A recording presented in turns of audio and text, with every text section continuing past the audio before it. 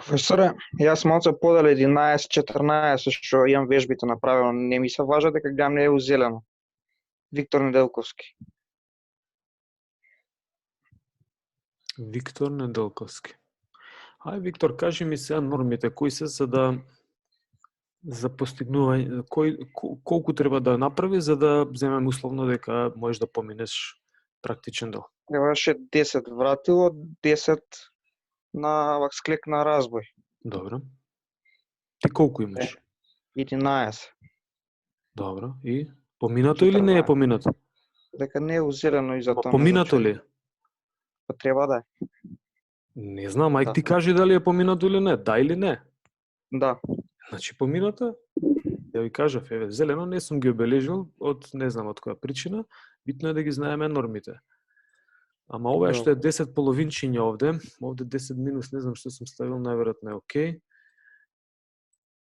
Вие сами треба да знаете, без разлика. Бојата ви објасни минатот па дека е за мене само, за да знам отприлика со кого и како стојам, со кои резултати располагаме. Значи, ако не е 2700 или 2640 во рете, сум признал овде, може да сгреши и стравата и за 50 метра нема никаков проблем. Се друго што е надвор од овие норми не се важи. Треба да го подобрите. Искористете го тоа да го подобрите. А оној другиот момент е многу поинтересен, каде што треба малку повеќе се прочита, да се вложи енергија во теоретскиот дел. Што за мене е најбитен во принцип. Океј, друго некој прашање?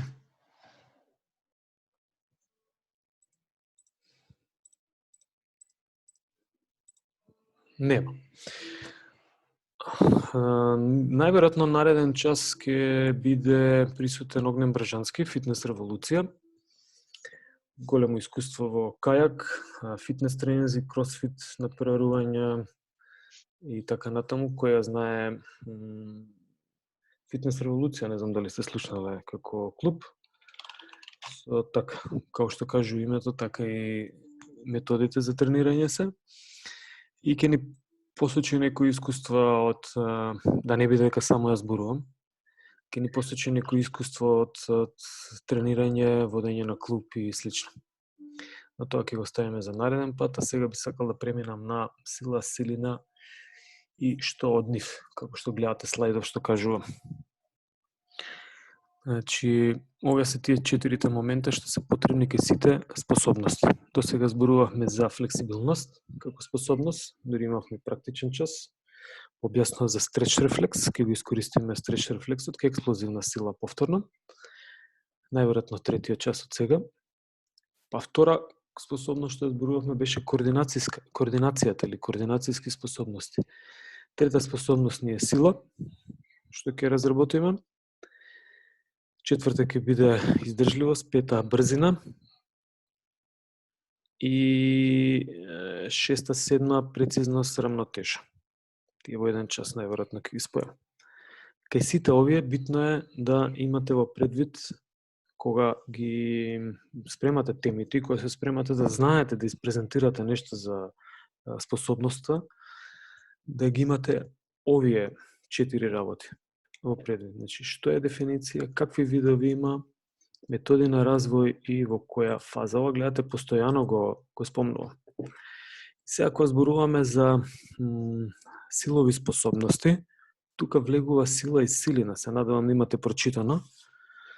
Посебно вториот дел од текстот за сила, за силови способности е интересен, затоа што е, мислам, интересен и првиот дел. Кој сака да продлабочи знаење, вториот дел е тој методскиот, какви видови сила и силина има, како се подобрува и какви вежби да се задаваат. И сега први да разграничиме што е сила, што е силина, бидејќи како термин најверојатно нешто различно кажуваат. Силата, убаво е објаснето во првиот дел и силината терминолошки, но еве чисто за да имате во предвид, силата се спомнува како способност, иако тоа влегува во силови способности, нели?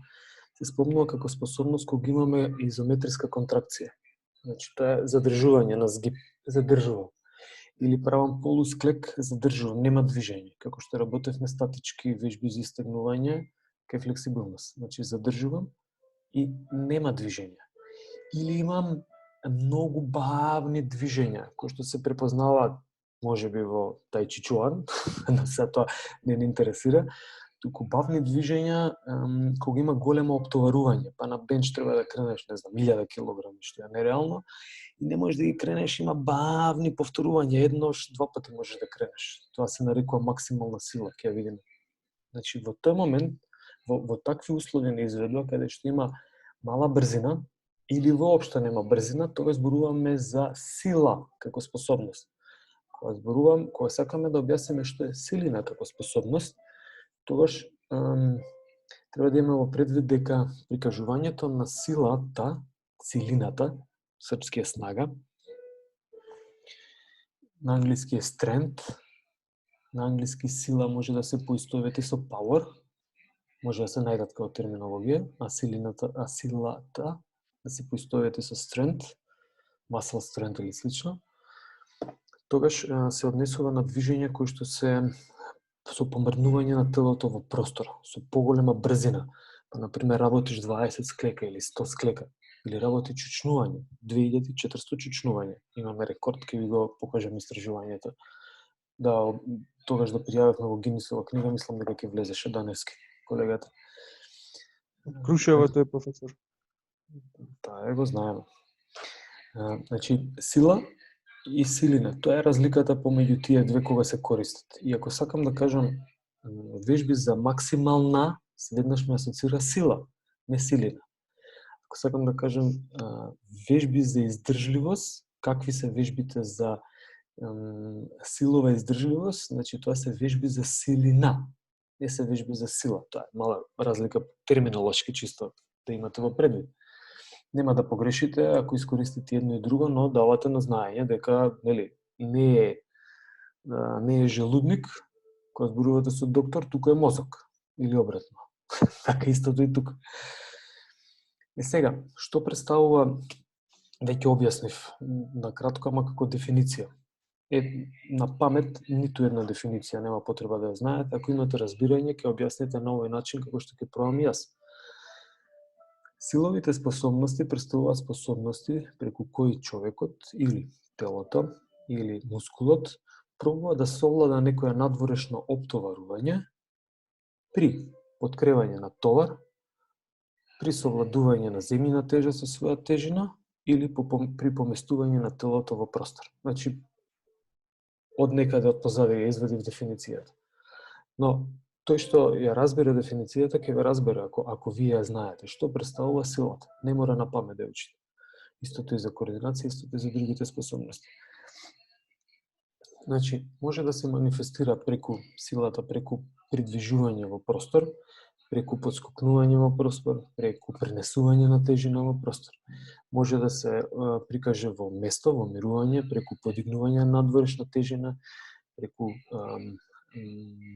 спротиставување на некоја надворешна тежина, па дури земјината тежа е спротиставување на надворешна тежина. Кога правите склек, особено згибот е спротиставување на земјината тежа. Тоа е надворешна некоја оптоварување со кое што сме соочени да живееме. Силовите способности исто така се прикажуваат при манифестирање на само едно движење или манифестирање на повеќе движења. Па тука исто зависи кои енергетски резерви се подкрепуваат. И сега, веќе е спомнато, да не ве прашувам, ако работите 1, 2, 3, 10 повторувања, најверојатно креатин-фосфатните резерви ќе влезат ако се до отказ вежбите. Ако работите, како што споменав, 2400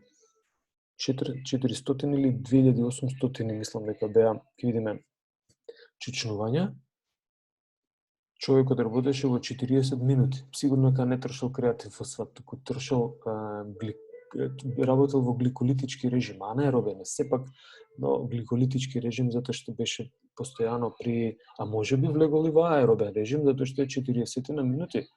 Тука е веќе така, ако сакате да го опоравите, треба да знаете што да му даете како влезва енергија, но да не одиме да не навлегувам сега во исхраната и моментот на опораување, на се не интересира тренингот или моментот на рушење на катаболизам, што би се рекла, рушење на нормалната хомеостазна состојба. Затоа што со тренинг ние ја нарушуваме нормалната хомеостазна состојба. Повеќе за дефинициите и што представува силата има во книгата. Ова ви ги вадам сега најбитните моменти и исто тоа можете да го искористите за испит. Па вика подолба, еден вид на подолба. Ако разгледуваме од движечки карактер, тогаш може да се дели. Силовите способности се делат на апсолутна силина, максимална сила, една грешка кај мене, максимална сила и релативна силина. И сега, ќе почнеме од оздола. Со прашањево ќе разберете што значи релативна силина. Имаме два примера на две индивидуи, без разлика машки и женски. Двете индивидуи тежат 100 кг, двете работат бенч, лесен е за визуализација, значи вежби за гради. Првата или првиот крева 100 кг, вториот крева 120 кг. Кој има подобра релативна сила? Релативна силина.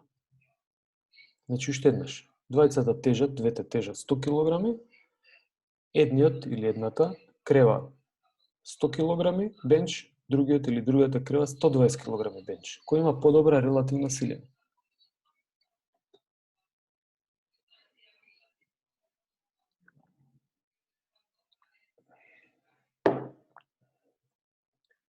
Да не почнам митинзи, нешто да не стана митинг, може би, негде.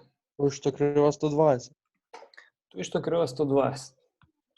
Што значи релативната силина секогаш се разгледува во однос на тежината и е добра информација за ако сакате да споредите, значи, помеѓу себе некого или да објасните каква е релативната силина на некој индивидуа. Максималната сила се представува секогаш при 1 до 2 повторувања, 3, или задржување 1, 2, 3 секунди на нешто, значи може да биде во позиција за склек, ама ако ви стават големо опторување, да не може да задржите во полусклек, освен 1, 2, 3 секунди и да се спуштите тогаш повторно максимална сила. Значи таа е лимитирана, кога зборуваме за максимална сила, е лимитирана од бројот на изведување или секундите времетрајањето на изведбата. Тука се 1 до 3 повторување, 1 до 3 секунди, отприлика. И тоа зборуваме за максимална сила. Зошто е битна максималната сила? Затоа што при методи на вежбање, ако работите на овој начин, значи вежби до отказ, да не можеш да кренеш повеќе од 2 пати, тогаш мускулот не прави ниту хиперплазија, ниту хипертрофија. Овие два термина се објаснати во книгата убаво или барајте ги негде на интернет. Значи не растат мускулите, туку добиваат на сила или силина, а конфигурацијата останува иста. Па сега, зошто е потребно да не растат мускулите? Па, например, е потребно во гимнастика. На гимнастичарите им е битно да бидат силни, а да имаат што помала тежина. Затоа и врзано со височината, исто не дека ако вежбаат гимнастика ќе останат луѓето пониски, пораст, туку така се одбрани, да бидат пониски или си прават селекција, па тие што ќе израснат не може да ги направат вежбите како што треба овие пониски да ги прават. Значи тоа е една табу тема што се појавува на факултетов, се појавуваше до пред 4-5 години, последниве години не сум слушнал, но значи дека гимнастиката не им дава на луѓето да порастат. Нема логика во тоа. Но замислете дека треба да направи крст на вратило, на карики, и тогаш колкава релативна сила треба да има, релативна силина. Треба да му биде со коефициент 1. Значи, колку е тежок, толку да може да задржи. Тоа е исто како 100 кг на бенч, 100 кг е тежок. Но, покрај тоа што треба да покаже, значи, 2 секунди задржување карајќи, треба да продолжи вежбата и понатаму. Значи, во такви услови се вежба и гимнастичарите имаат особено развиено максимална сила. Тие можеби нема да издржат да направат да кренат товар голем 12 пати како што можат билдерите, бидејќи тие работат на силина, но ќе можат со своето тело или со тежина која што е блиску до нивните максимални можности да ја поткренат барем еднаш. Тука е разликата, а мускулот не им расте. И затоа се задаваат вакви вежби кога сакате да подобрите сила максимална, а да се задржи конфигурацијата, топографија, да се задржи релјефноста, значи да не растат мускулите. Нормално, ќе има модификација, они ќе набрегнат, ќе направат одговор на тренирањето, но нема да биде како во бодибилдерскиот метод.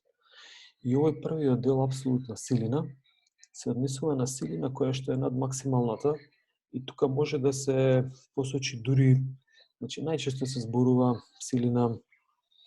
Има едно многу интересно примерче на Eurosport, се појавуваше во оние серијалот на смешни моменти, каде што кревачи на товар се спрема да излезе надвор за да крене товар, а тренерот позади не знае како да го замотивира и проба да го налути. Значи, кревачов на товар е напред, тренерот е позади и овој позади му даде, го удира по глава 2 по 5.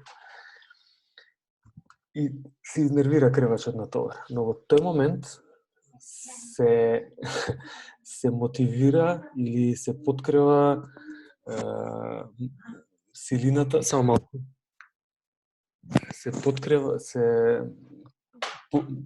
Кревачот на товар пробува да побара во себе нешто што е екстра, нешто што е над максималното, нешто што е блиску до апсолут. Апсолут е врзано за Господ, или за Креатор, за некоја сила што е над нас. Значи да проба да извади, да најде што поголема мотивација во себе, за да може да покаже што поголема сила или силина при кревање на, не знам која дисциплина беше, не е ни битно. Значи може со само мотивација, може со психотропни супстанции, апсолутно дека може, но се недозволени, со електростимулација може да се постигне, или исто така се смета во апсолутна силина моментот на ексцентрични контракции. Не знам дали ќе ги спомнеме, дали негде ги имам на некој друг момент, ексцентрични контракции. Ги немам, супер, може да ги искористам тука. Значи, ексцентрична контракција е, замислете сега, еве кај колешките супер пример. Значи, не може да се кренат еднаш. Не може да прикажат максимална силина. Но може, ако застанат од озгора и да проба да се задржат, тогаш нема да може да се задржат, туку ќе мора да се спушта телото надолу, затоа што не може да ја задржи тежината. И тоа е разгледувано во мускулни контракции, тоа се нарекува ексцентрична контракција. Или тоа значи, ако јас пробувам да кренам надворишно оптоварување, еднаш и успевам да го кренам само еднаш, со бенч, телефонот чини во килограми 10 килограми, тогаш јас правам, кога влечам кон мене, правам концентрична контракција. Но, ако буткам од мене, добро, тоа е повторно концентрична, но ако мобилниот телефон е потежок и чини 15 килограми, тогаш ја факт е дека не можам да го поткренам. Но ако од тука трнам и ја пуштам, немам подпор на раката, тогаш раката ќе проба да падне, затоа што земјината тежа го влече мобилниот телефон, ја влече надоле тежината. И што прават мускулите? Пробуваат да кочат. Значи, мускулите пробуваат да кочат. Еве уште еднаш. Значи, од тука ја пробувам да задржам, влече надоле и мускулите пробуваат да кочат. Во тоа кочење на мускулите, значи да не дозвола да се растегне, да не отиде раката надолу, тогаш таа контракција се нарекува ексцентрична. Тоа значи дека припоите на мускулите се оддалечуваат, а мускулот сепак прави контракција, ама не ги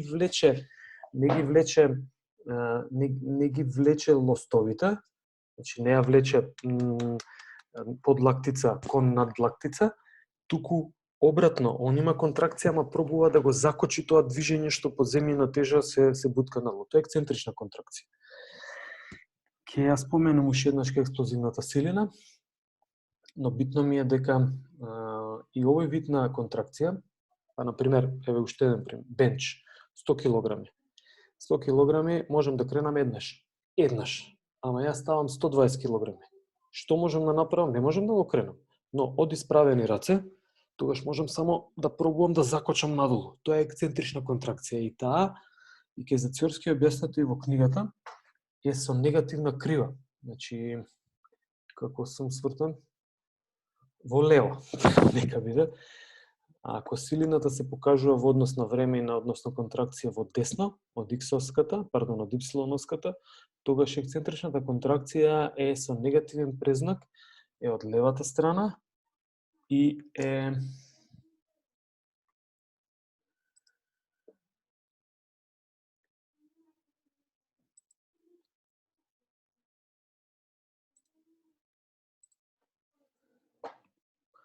било добро да ви покажам во книга како изгледа тоа. Кога веќе дојдовме кај овој момент за ексцентрична контракција, за да знаете што се случува со силината. Овој метод на ексцентрични контракции е многу интересен и особено кај искусни спортисти, затоа што таму каде што не може каде што треба да се подобри максималната сила и има застој, тогаш може со метод на ексцентрични контракции да се подобри. Кај Зацјорски убаво објаснато, мислам дека во книгата го имаше објаснато некаде.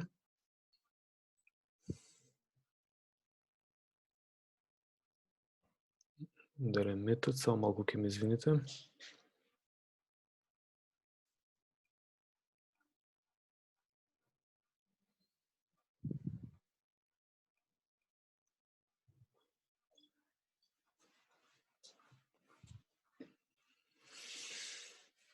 Знае ли може би некој и дали има искуство со ваков тип на работа со ексцентрични контракции? Најчесто кога креваме нешто, тоа е концентрична контракција. Тогаш припоите на мускулите, имате анатомија учено, припоите на мускулите се доближуваат еден кон друг. Но кај ексцентричната контракција, припоите на мускулите се оддалечуваат.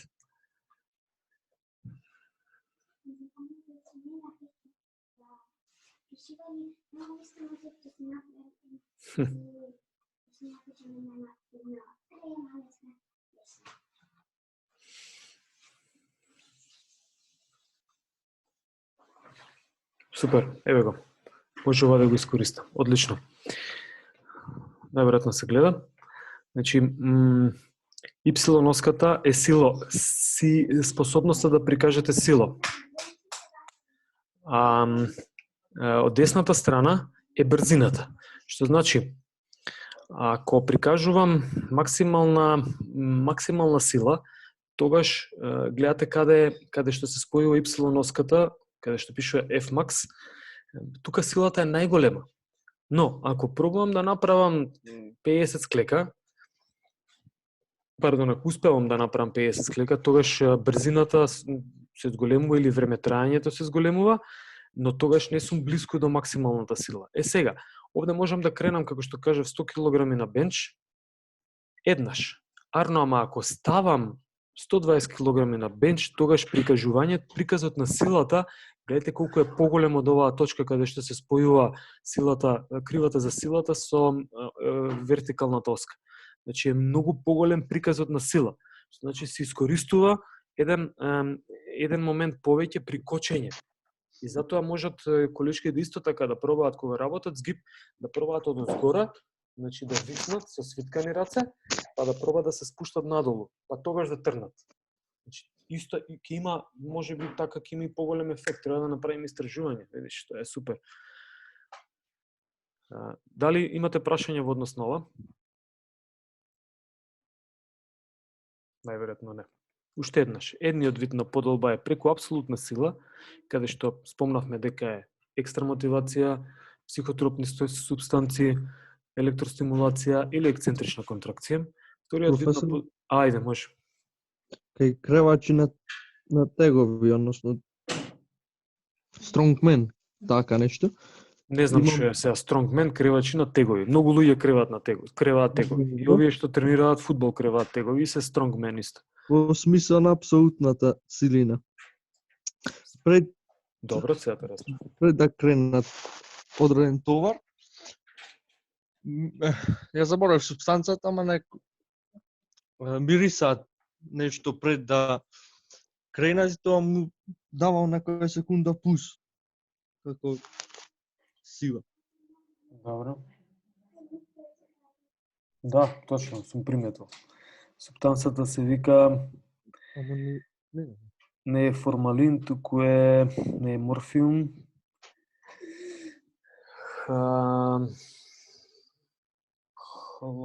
Хлороформ не беше ке растенијата, да не навлегуваме. Сум приметил, не знам дали е. Значи, целта е да се прикаже над максималната сила. Значи, они тренираат при кревање с нечен клин колку е рекорд тамо 200 или нешто килограми, зависно која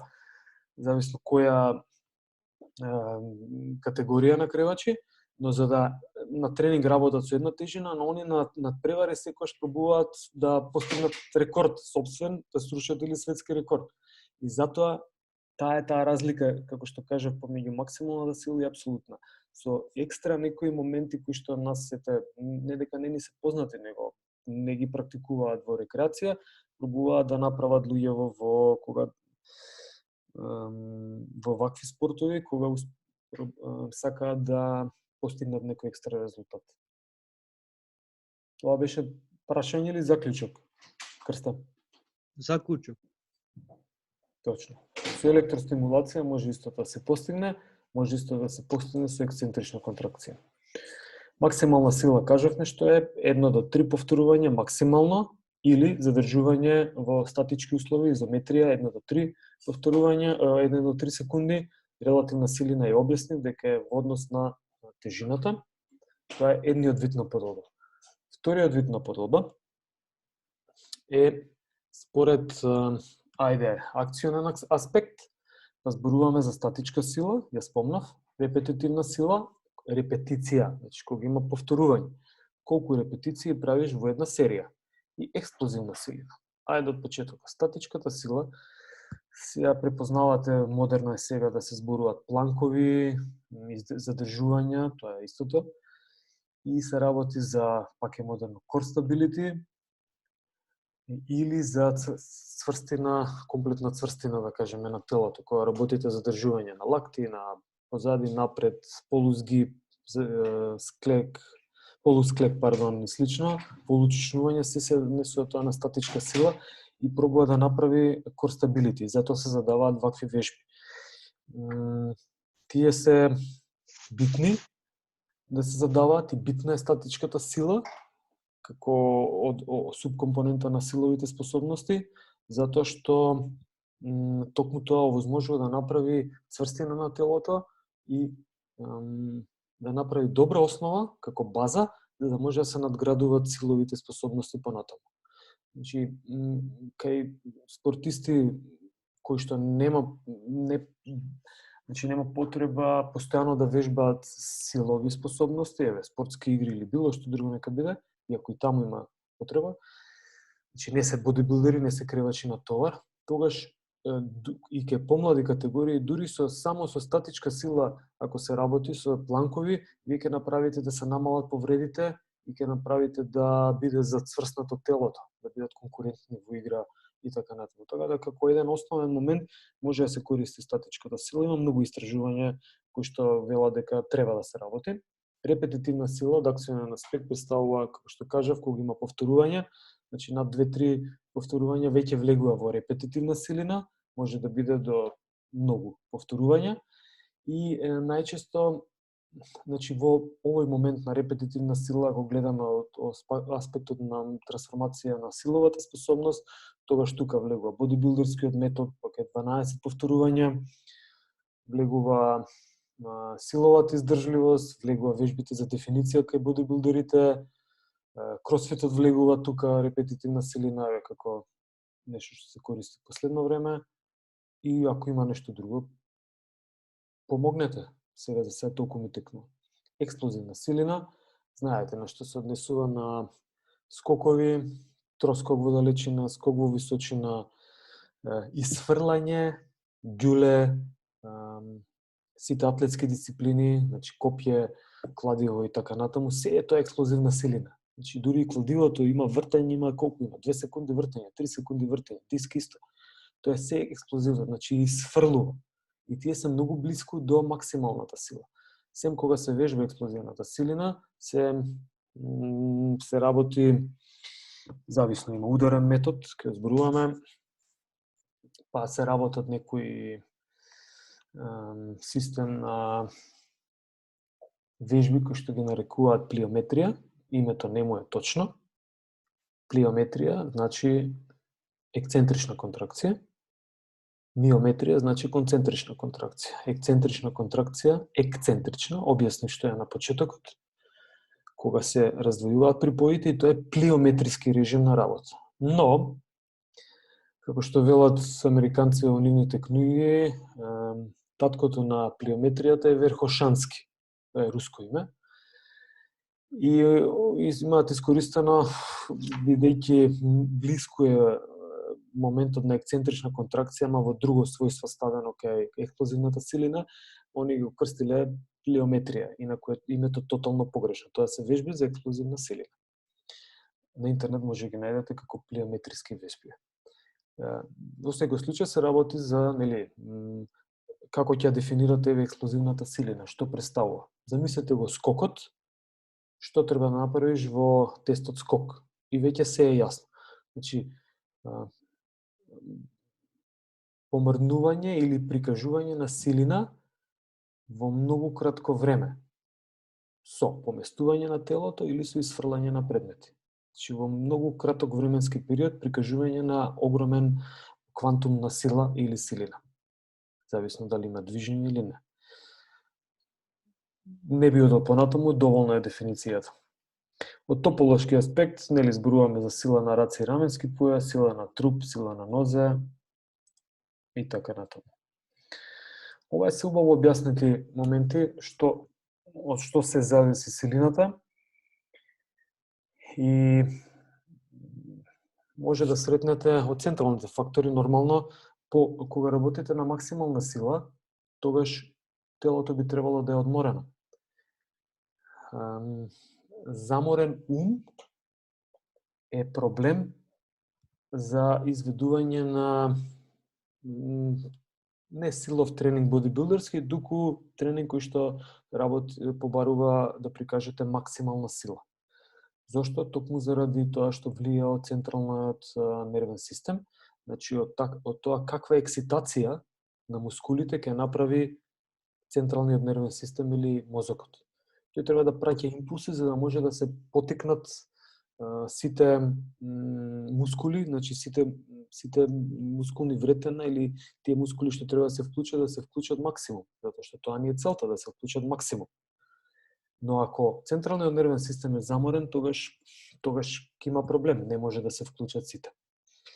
Меѓумускулна координација се однесува на координирање, кога зборувавме кај координацијата како способност на координирање на различни мускулни групи, па како се вклучуваат, но интермускулно координација се мисли на тоа точно кој и колку се активираат мускулите.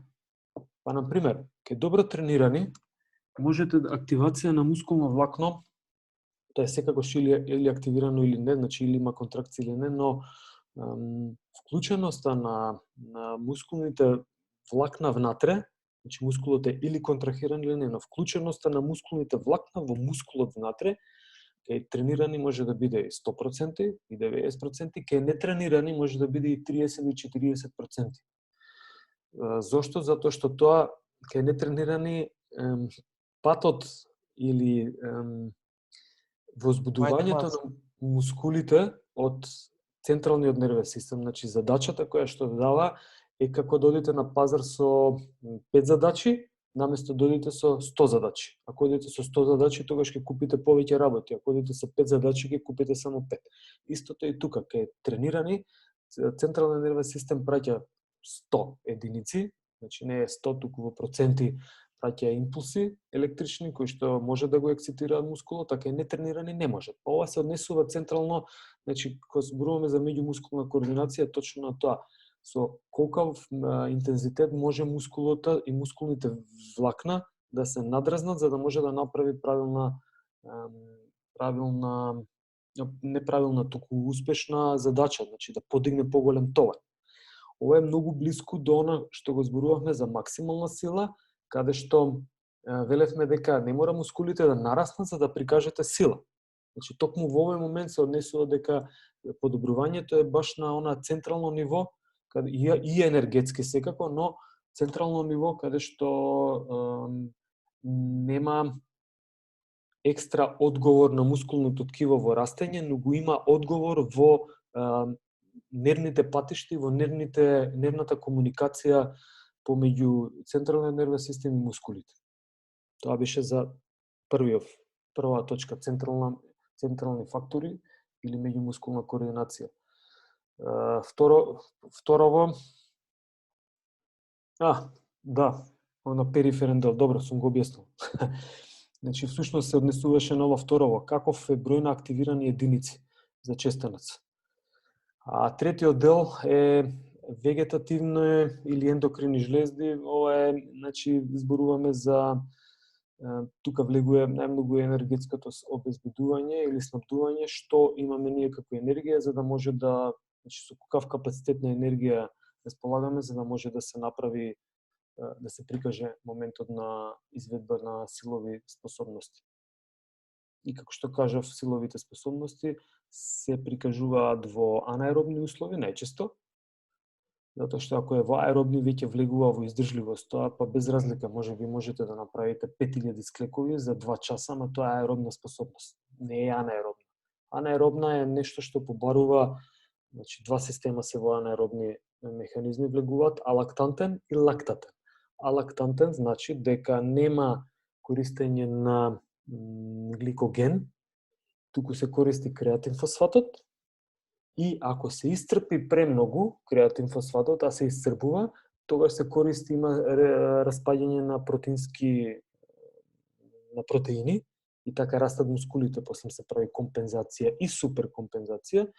А вториот дел од анаеробните механизми е лактатниот дел, каде што телото користи гликоген и тога се создават лактати како нуспојава. Но алактантниот е кратко траење, максимална сила, ке бодибилдерите се користи креатинот, нели, затоа што увиделе дека исто во тој режим, но сепак тука негде над 15-20 повторувања ако се прават со голема тежина, до отказ најчесто се работат силовите вежби, тогаш работиме во гликолитички режим. Анаеробен ама гликолитички, а овој кај што трае пократко, тоа што е анаеробен ама алактантен.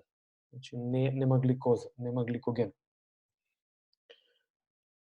Третата работа. Прво кажавме дефиниција, што представува силата. Второ кажавме поделба, у 3 слайда. У 2 слайда кажав и од што зависи. Во третиот слайд или четвртиот, во овој слайд објаснува методи како да се подобрува. И сега, многу едноставно, значи вежби кои што се со надворешен отпор и вежби со сопствена телесна маса. Многу битно, кај вежбите за сила и силина е, ако не ги работите до отказ, тогаш не трансформирате сила. Може да ја одржувате, ама не ја трансформирате во позитивна смисла. Значи, секогаш кога сакаш да подобриш нешто, како нешто што е силова способност, треба да работиш до отказ. Пак бодибилдинг. Бодибилдерот работи до отказ. Кревачи на товар работа до отказ. Тестовите што ги задаваме се до отказ, освен ако некој прави 50 згибови, склекови не премуват, ама и тоа е до отказ, и тоа влегува во силова издржливост. Ако не ми покажува, некој од вас ми покажува тестови, прават 10 згиба и толку. Не, тест се прави до отказ. Ако не ги работите до отказ, тогаш нема успех во трансформацијата. А нас ни е целта да најдеме ефикасен метод за да бидеме, кога ќе задаваме ке спортистите или ке деца или ке било кога, да биде начинот ефикасен за да во што пократок временски период имаме успех. Или замислете имате рековалесцент или рековалесцентка, после операција било која спортска повреда, тоа се трауми, страшни трауми, се прво се психички трауми, после се физички трауми. Вие треба да имате задача не само затоа што побарува стручниот штаб, туку затоа што треба спортистот да му дадете доверба дека може да се врати многу брзо на терен. И сега вие ако си играте со некои вежби кои што немаат ефект, не може да го вратите, значи не може да вклучите таа спортистка во многу ефикасно и брзо во терен. И затоа се бара секогаш наједноставниот начин. Првото правило кај силовите вежби се изведуваат до отказ, инаку нема ефект. Тоа заборавајте, запомнете го како прво правило. Какви видови на вежби може да се изведуваат? Вели, според она како се поделени силовите способности, отприлика такви вежби правиме. Ако тренирате фудбал, тренирате фудбал. Можете некогаш да потренирате баскет, ама нема тоа да биде ефикасно. Вели метод на повторни напрегања, ова асоцира на оние динамичките напрегање каде што имате некоја циклична активност, па правите скекчење, згибови и слично вежби со надворешно оптоварување каде што повторувате напрегање. Вториот метод е метод на максимални напрегања, кои што се за максимална сила. Третиот метод е динамички или брзински напрегања. Значи, можете да работите вежби за сила со брзински аспект, доминација на брзина,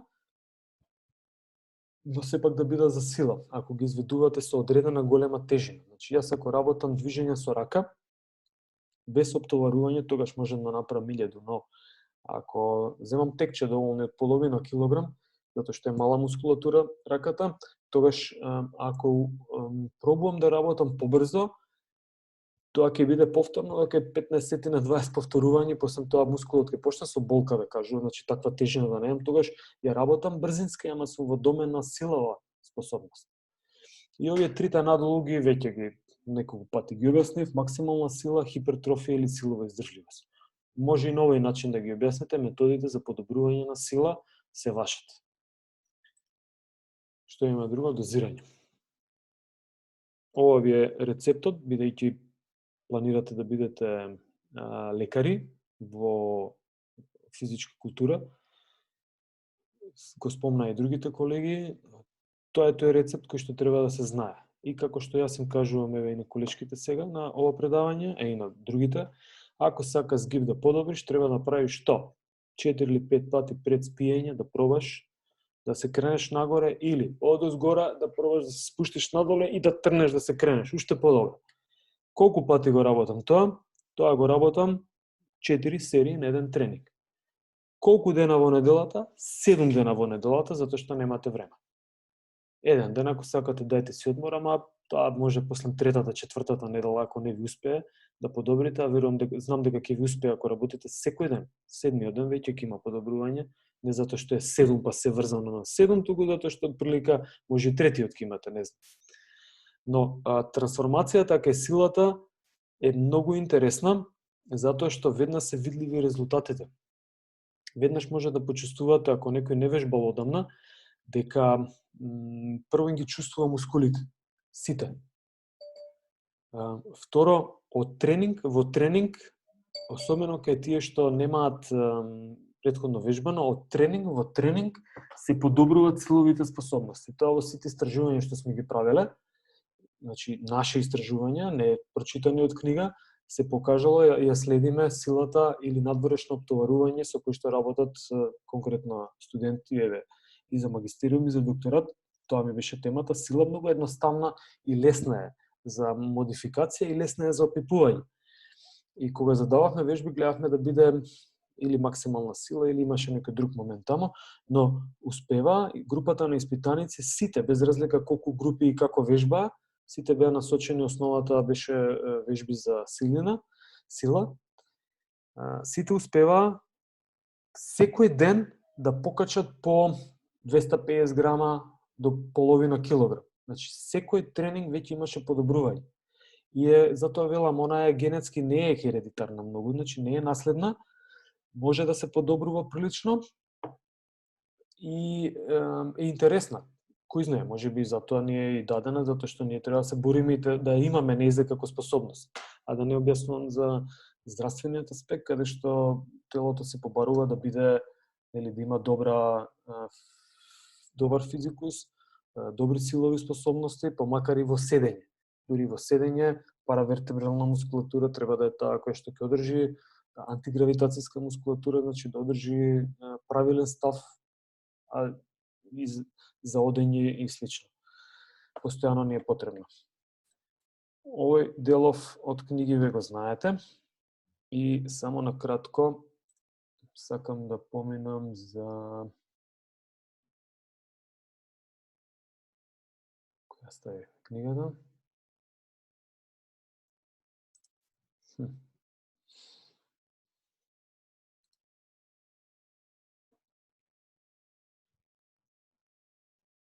Исклучив.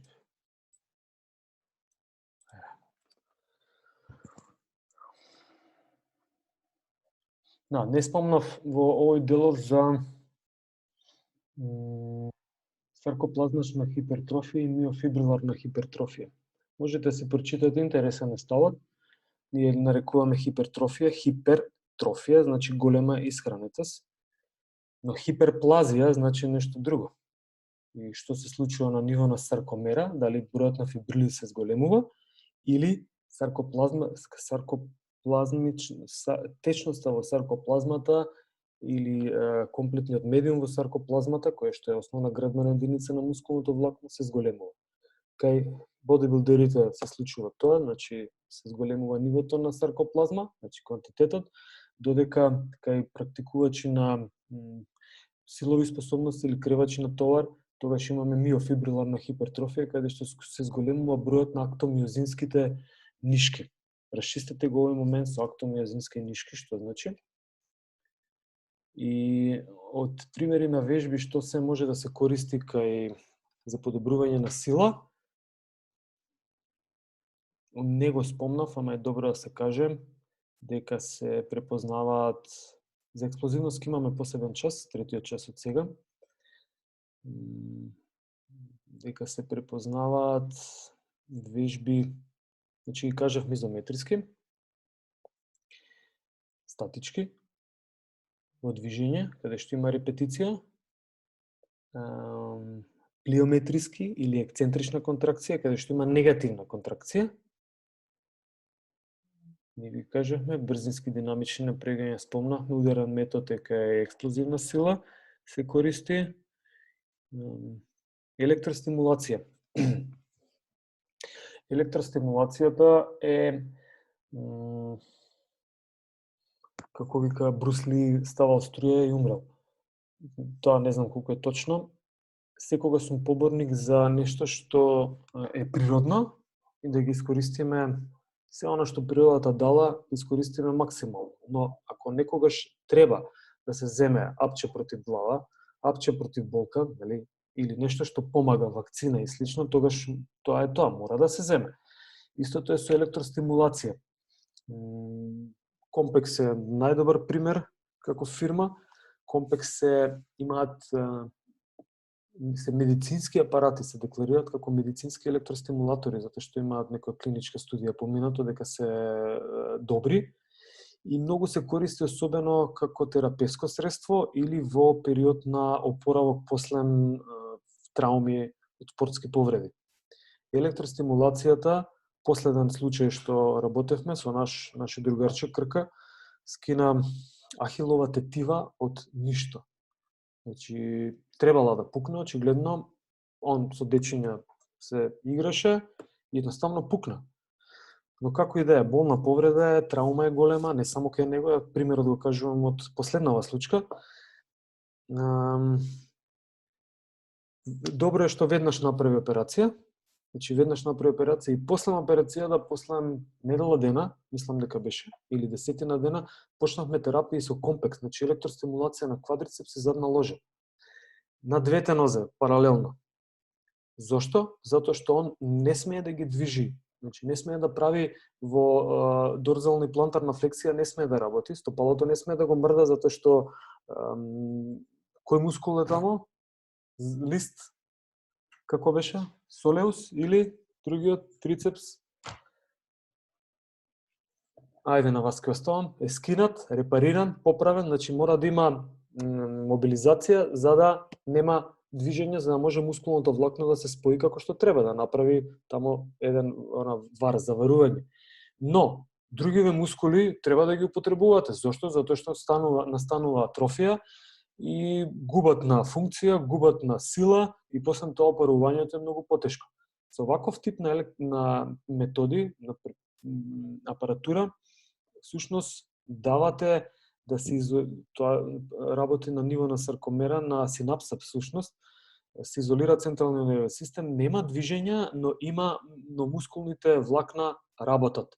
Што со тоа ја задржувате активноста и кога ќе дојде моментот на практикување на вежби за опоравок, веќе сте направиле добра база за да може да ги изведете вежбите. Тоа се случи и во овој случај, каде што слични денови на операција, 2-3 дена разлика помеѓу нашиот другарче и негов еден познаник после што го запознал, кога потргнале со рехабилитација, кај едниот кој што користеше електростимулација, мускулатурата беше оформена и вежбите можеше да ги прифати без никаков проблем. Додека кај другиот требаше период од недела 2-3 за да може да влезе во тоа. Значи, тука може да се користи електростимулацијата за подобрување на силовите способности. Професор Јовановски има работен на електростимулација метод, каде што вели најбрзо ја подобрува способноста, но најбрзо и паѓа, ама не е во функција. Значи, силата на мускулот се подобрува, ама вие треба после да го ставите преку движење, значи да се движи нешто. Кај координацијските способности тоа го зборувавме, да се движат лостовите, да се стави во функција за да може да се покаже она што треба во спорт. Инаку, многу добар метод е за брза трансформација на мускулните, на силовите способности. Матрикс методот е интересен. Матрикс методот е метод каде што ако имате 12 склека ако работите, кога тренирате по овој метод, тогаш работите 4 повторувања од оздола до пола, 4 повторувања од пола до горе и 4 повторувања работите цели. Значи, на тој начин се шокираат во некој статодинамичен метод и, добро, не е многу статодинамичен, туку на ниво на актомиозинските мишки се прави еден дополнителен стрес за да може да се добие ефикасност при подобрување на силовите способности. Овде, како се вика овие платформи? Како ги викавме кај нас? Утекнува на некого? Степери претпоставам? Не. Не е степер, чекај, не можам да зголемам овде.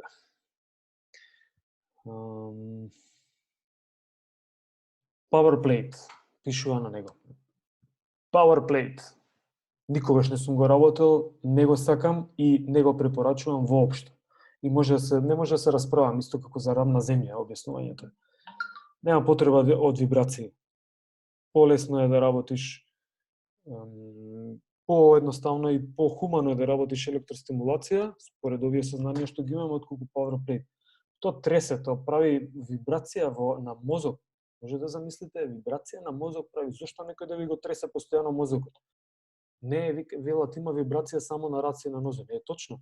Вибрацијата надвор, која што кога асфалтираат нешто, улица или слично, или кога копаат па се пренесуваат вибрациите на далеку може да ги почувствувате. Исто тоа овде имате механичко помрднување на сите органи и мозокот. Мене не ми се допаѓа овој метод, но има подобрување. Се покажува. Значи, има подобрување, моментот со здравието е само за мене деликатен. Инаку, колку што јас имам информација, овој метод е трнат од свемирскиве станици. Значи, при излегување на космонаутите надвор од земјина тежа, за да може да задржат мускулатурата, тога со метод на вибрација, мускулот пробува да се одбрани и така му правите контракција од надвор. исто како што е електростимулацијата, ова е само механичка. Со тоа што електростимулацијата нема тресење нема вибрација пренесување на централно ниво, туку само кај мускулите. И само да видам дали имаш уште нешто што сакам да кажам, смислете прашање. Да, изодинамика. Или ова е изокинетика, пардон. Ова е пример на биодекс, некаде мислам дека го спомнав. При изведување на движењата работите бицепс, значи флексија, тогаш најсилна, најмногу мускулот вложува напор, кога раката е испружена.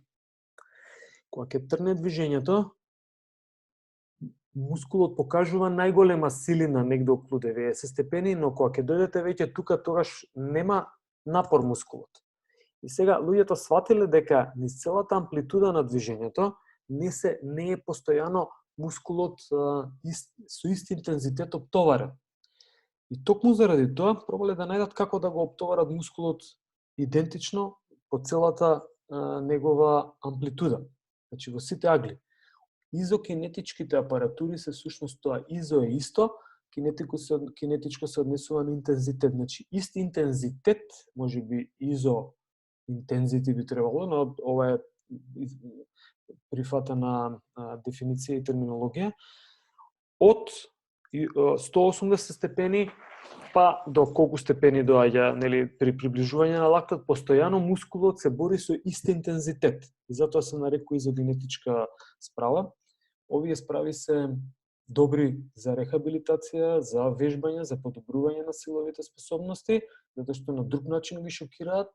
Не е само нешто слично како електростимулацијата постојано, само што овде има и движење. Плюс, со ист интензитет во сите агли, но се многу интересни за проверка на силовите способности, затоа што ваквите апаратури се користат и се повеќе ги форсираме кај сите спортисти, пред секој припреми, ако е двогодишен, два пати циклусот во годината, тогаш два пати, треба да се проверат, многу лесно може да покаже дали постои некоја опција, можност за повреда или не. Многу лесно покажуваат дисбаланс помеѓу предна-задна ложа, помеѓу двете нозе, а тогаш ќе имате информација што треба да подобрите. Инаку, ако се вратиме назад, на првите слайдови, при објаснување на силовата способност, тогаш силата се дефинира преку моќ најубаво или преку аголната брзина. Тоа значи, кај овие машини може да се искористи. Ние силата ја гледаме колку може да подкренеме, но всушност силината кај мускулот представува капацитет кој што мускулот може да подкрене лостови. Но при помрднување на лостовите, тогаш траекторијата или придвижувањето на тој лост е транслаторно, значи е поместувачки или е преку некој агол. Па тука зборуваме не за силина, туку за пик торк или за вртлив момент. Значи, кој што се покажува преку забрзување. Тука е интересно е, можете да си го прочитате, нема да ја прашувам, но интересно е да го разлобите тој момент. Значи, како функционираат мускулите? Дека они не прикажуваат силина, ние гледаме како силина, но прикажуваат всушност, како што објаснив, аголен момент или момент на сила. Значи, вртлив момент на сила прикажуваат. Добро. Моторички тестови, толку. Имате ли прашање? Јас имам, професоре. Може. Ваше мислење за електромускулна стимулација, дали е добра само за после повреда или може да помогне околу припрема нешто за преднатпревари, не знам. Па, Компекс тврди, например, Херман Мајер, ако памтите Херминатор, Он ги скрши двете нозе со мотор и после тоа се врати, иако беше во надпреварувачки циклус, мислам не се врати во истиот циклус, скијач Херман Мајер, он беше генерален репрезент на Компекс и успева, они декларираа дека со помош на Компекс успева Херман Мајер да прикаже 500 килограми оптоварување на една нога да издржи во завој, во скијање. Сакам да кажам дека помага Компексот, најверојатно, но во надпреварувачки период дека ќе подигне, не сум 100% сигурен, тоа е дека немам ја информација, не дека препорачувам дека не може да помогне. Значи не сум 100% сигурен, немам информација дали може доколку се работи, бидејќи во надпреварувачки период треба да работите на максимална сила, на кратко време трајање, а висок интензитет да бидат мускулните оптоварувања. И сега во тој момент не сум сигурен дали може. Може би некој друг од колегите може да помогне. Но во моментот на опоравок, Компексот може да помогне многу. Затоа што актив рекаверито, кој што се препорачува да се направи со помош на движење, нели? После тренинг или после надпревар, да направиш уште 5 до 10 минути изфрлување со лесно трчање. Обично се сите спортисти заморени, дали е тоа борба, дали е надпревар било каков, значи сите се заморени или треба да патуваат веднаш и кај ќе направат сега актив рекавери. Па неретки се примерите каде што цел автобус, например на фудбалски клуб, седнуваат во автобус, ставаат Компекс и додека се возат, одработуваат програма од 20 или 30 минути на актив рекавери. Значи, зошто да не? Тоа е апсолутно, го знам како искуство, може да се работи. Каде што има болки, електростимулаторот може што да помогне, затоа што има таму програми за лачење на ендорфин, за смирувачки, масажа и слично, со различни струја го работи. А во овој другиот дел немам инфо. Може би може да помогне ако одберете, например, да не може штета да има, тоа е факт, но движење е движење. Особено во надпреварувачки период, мора да има движење. И сега, освен ако сте многу изморени, па пробувате да, или има некаков проблем, сепак, например, не знам, глуш боли, нешто боли од типот на механичка повреда, ама ако ставите Компекс, мускулите ќе одработат, да, и тогаш ќе има ефект. Значи, еве, ја Компексот го препорачувам и го имам добро искуство, го препорачувам. Може да се проба во надпреварувачки период секој за себе или деве да најдеме некоја информација ако има истражување дали користеле во надпреварувачки период. Но треба секојаш истражување ние користевме. Ајде. Па прашав пошто имавме семинар некој и користевме скоро 2 недели електромускулна стимулација со поврзани на телото. И трениравме со тоа и баш прашав пошто на некој од надпреварувачите, што сме на некој ни помогна многу, а некој па не знам, не можеа да се снајдат, има огромни болки. Затоа прашав дали е добро или не. Чисто за мислење, не знам. Јасно, да. Вака ако разгледуваме, тогаш во надпреварувачки период не би требало да се експериментира со ништо. Како што не се препорачува, например, пред надпревар, било каков да пробате нешто, некое јадење ново.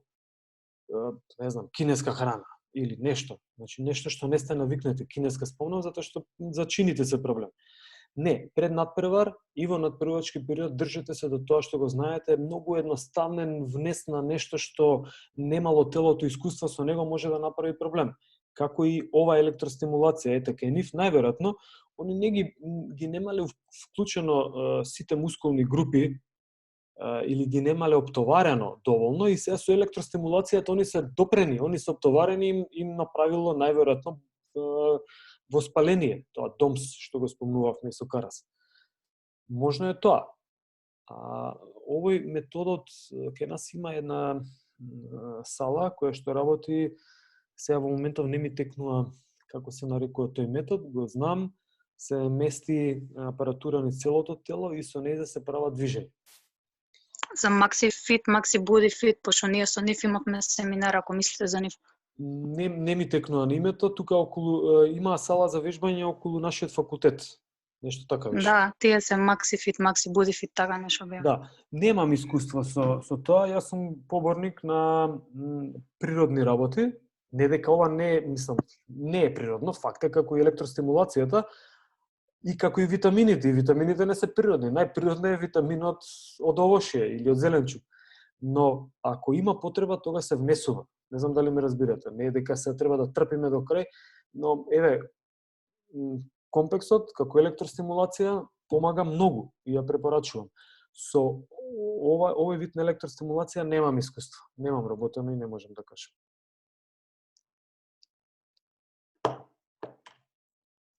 Имаме нешто друго? Благодарам, Викторија, на прашање. Фала и вас.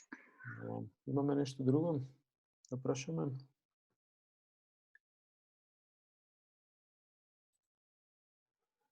Изгледа дека нема. Океј.